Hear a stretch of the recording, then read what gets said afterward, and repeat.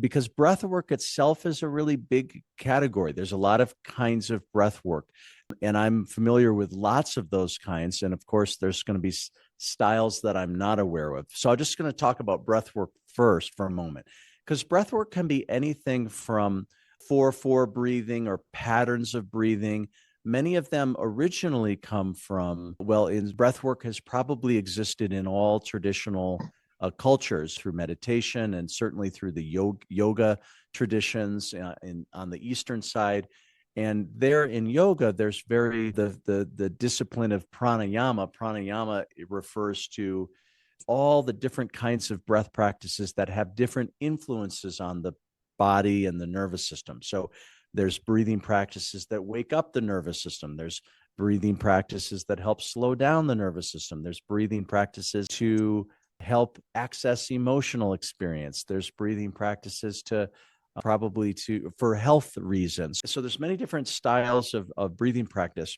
In today's world, we are seeing a really big popularization of breathing of a few different kinds. So for example, some of you may have heard of Wim Hof. That was one of, maybe going back about 10 years ago.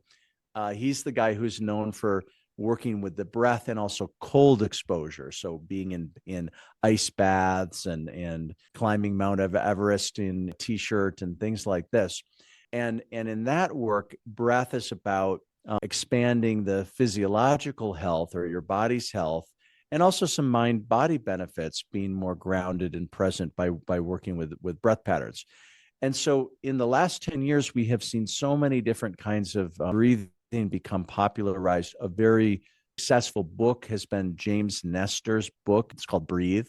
And he talks a lot about how breathing we can breathe at too rapid of a rate in modern society. We sometimes do too much mouth breathing and not enough nose breathing and all these sorts of things. And so that's an approach.